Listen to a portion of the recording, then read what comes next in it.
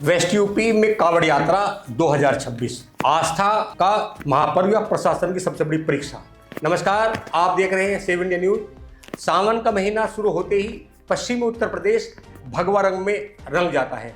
हरिद्वार से गंगा जल लेकर लाखों शिव भक्त मेरठ, मुजफ्फरनगर, बागपत, गाजियाबाद, बुलंदशहर, सहारनपुर और आसपास के जिलों से होकर अपने गंतव्य की ओर बढ़ते हैं। लेकिन इस बार सवाल सिर्फ आस्था का नहीं बल्कि सुरक्षा और करोड़ों लोगों की सुविधा का भी है। आखिरकार प्रशासन ने क्या तैयारियां की है और क्यों पूरे वेस्ट यूपी की इस पर नजर है। कांवड़ यात्रा उत्तर प्रदेश की सबसे बड़ी धार्मिक यात्राओं में गिनी जाती है। हर साल लाखों श्रद्धालु हरिद्वार और अन्य गंगा घाटों से गंगा जल लेकर भगवान शिव का जलाभिषेक करते हैं। वेस्ट यूपी इस यात्रा का सबसे अहम कॉरिडोर माना जाता है। दिल्ली से लेकर हरिद्वार तक मेरठ, मुजफ्फरनगर और आसपास के जिलों से होकर गुजरता है। इसी वजह से यहाँ सुरक्षा और ट्रैफिक व्यवस्था सबसे बड़ी चुनौती होती है।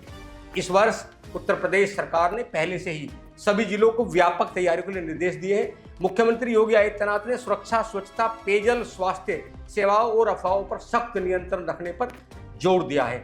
ड्रोन और सीसीटीवी से निगरानी, कंट्रोल रूम और कांवड़ संघों के साथ समन्वय के साथ निर्देश जारी किए गए हैं।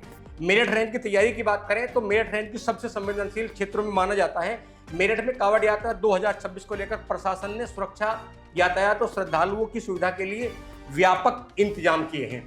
प्रमुख व्यवस्थाएं 28 कांवड़ मार्गों पर हाई अलर्ट घोषित किया गया है। पूरे मेरठ रेंज में सुरक्षा बढ़ाई गई है। 148 स्थानों पर बैरियर लगाए गए हैं ताकि भीड़ और यातायात को नियंत्रित किया जा सके। प्रमुख मार्गों और शिविरों पर सीसीटीवी कैमरे, कंट्रोल रूम और लगातार निगरानी की व्यवस्था की जा रही है।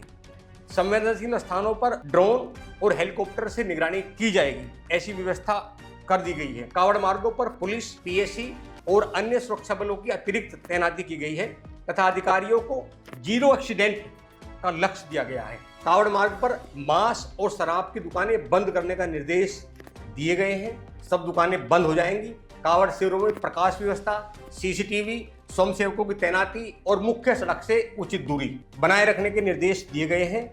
खासकर डीजे संचालकों के लिए ऊंचाई, चौड़ाई की सीमा, ध्वनि प्रदूषण के नियम तथा भड़काऊ गीत या नारे न चलाने के निर्देश जारी किए गए हैं। दिल्ली मेरठ एक्सप्रेसवे के कुछ हिस्सों पर यात्रा के दौरान यातायात प्रतिबंध और डायवर्जन लागू किए जाएंगे। मुख्य मार्ग पर अगर मैं मंदिर की बात करूं वेस्ट यूपी के मेरठ के, तो ओगरनाथ मंदिर है।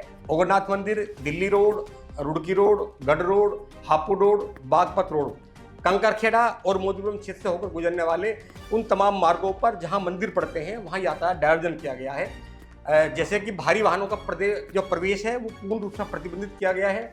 और मेरठ एक्सप्रेसवे NH-34 पर भीड़ बढ़ने पर चरणबद्ध प्रतिबंध लागू किए जाएंगे। दिल्ली, गाजियाबाद, मुजफ्फरनगर और हरिद्वार जाने वाले वाहनों को वैकल्पिक मार्गों से भेजा जाएगा।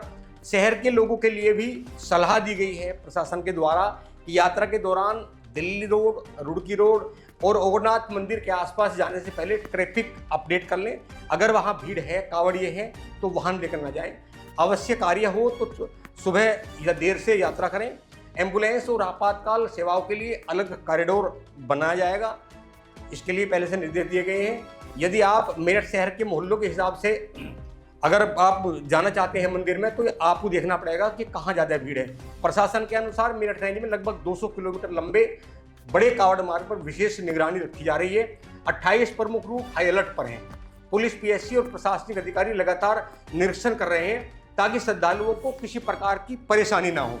यात्रा मार्गों पर चिकित्सा शिविर, पेयजल, रोशनी, सफाई और आपातकालीन सेवाओं की व्यवस्था की जा रही है।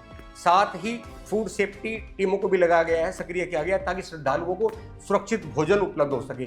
आम लोगों की अगर हम बात करें तो कांवड़ यात्रा केवल श्रद्धालुओं तक सीमित नहीं रहती बल्कि इसका असर आम लोगों पर भी पड़ता है। दिल्ली मेरठ एक्सप्रेसवे पर कई राष्ट्रीय राजमार्गों पर चरणबद्ध ट्रैफिक डायवर्जन लागू किए जा रहे हैं। कई दिनों तक भारी वाहनों की आवाजाही सीमित रहेगी और लोगों को वैकल्पिक मार्गों का उपयोग करना पड़ेगा। इसके लिए प्रशासन ने निर्देश दिए हैं। इसलिए यदि आप इन दिनों यात्रा करने की योजना बना रहे हैं तो स्थानीय ट्रैफिक जो अधिकारी हैं उनके एडवाइजरी के भी ना जाएं। कांवड़ यात्रा केवल धार्मिक आयोजन नहीं बल्कि प्रशासन, समाज और श्रद्धालुओं के बीच समन्वय की एक बड़ी परीक्षा है। यदि सभी लोग नियमों का पालन करें, अफवाहों से बचें, एक दूसरे का सम्मान करें तो यह यात्रा शांतिपूर्ण और सफल बन सकती है। आपकी राय क्या है? बाबा अगरनाथ महादेव मंदिर मेरठ में और अंबिकेश्वर महादेव मंदिर बुलंदशहर में। इसके अलावा जहाँ से पानी उठता है, अगर हम घाट की बात करें तो ब्रज घाट जो कि हापुड़ में है, ये महत्वपूर्ण रहता है। और पूरे परिक्षेत्र को लगभग 28 इसमें प्रमुख मार्ग हैं जो कि 970 किलोमीटर लंबे ये मार्ग हैं। यहाँ पर नहर पटरियों से भी श्रद्धालु जाते हैं और मुख्य मार्गों से भी आवागमन बना रहता है। तो इसमें अगर हम तैयारियों की बात करें तो हमारी घाट संबंधित तैयारियां रहती हैं, रूट संबंधित रहती है जिसमें हमारे डाइवर्जन प्रमुख रहते हैं। इसके अलावा शिविर संबंधित, शिविर में क्या क्या सुरक्षा रखनी है आदि। और इसके अलावा समन्वय संबंधित तैयारियां कि अन्य राज्यों से साथ हमारा क्या समन्वय है, सीमावर्ती जनपदों के साथ हमारा क्या समन्वय है। हाल फिलहाल में मुख्य सचिव महोदय एवं डीजीपी महोदय द्वारा भी एक अंतर्राज्यीय बैठक मेरठ में की गई थी जिसमें समन्वय से रिलेटेड संबंधित जितने भी बिंदु थे उस पर विस्तृत चर्चा की गई है। हम लोगों के कंट्रोल रूम आपस में संपर्क में रहते हैं और किसी भी आकस्मिक स्थिति से निपटने के लिए एक SOP उसमें तैयार की जाती है। इसमें अतिरिक्त बल भी हमको मिलता है और इस वर्ष भी मिला है। और पूरा ड्यूटी चार्ट बनाते हुए जो हमारी SOP है उसके अनुसार परंपरागत तरीके से इसका जो हमारी व्यवस्था होती है, बंदोबस्त होते हैं, वो किया जाता है। और साथ ही फोर्स को भी इसमें अच्छे से ब्रीफ किया जाता है कि कैसे हम इसमें जहाँ मार्ग है, यात्रा है, उसको सुगम बनाएं और उसको सुरक्षित भी बनाएं। इसको जो हमारे सुपर जोन भी बने होते हैं, इसमें जोन भी बने होते हैं और सेक्टर भी बने होते हैं। और पिकेट बैरियर्स पे हम लोगों का चेकिंग भी चलता है और डाइवर्जन भी इसमें चलता रहता है। कुल मिलाकर के एक वृहद आयोजन होता है जिसकी तैयारियां लगभग पूरी हैं।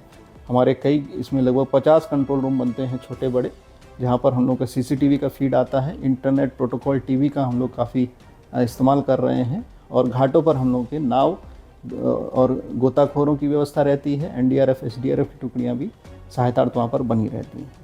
और इसके लिए जो हमारी लीडरशिप है वो लगातार निर्देश भी दे रही है और इसको मॉनिटर भी कर रही है। इस बार वेस्ट यूपी में किए गए इंतजाम पर्याप्त है? आपकी राय क्या इस पर कमेंट बॉक्स में जरूर लिखें। वीडियो पसंद आया हो तो लाइक करें, शेयर करें, 7 इंडिया न्यूज़ को सब्सक्राइब करना न भूलें। नमस्कार।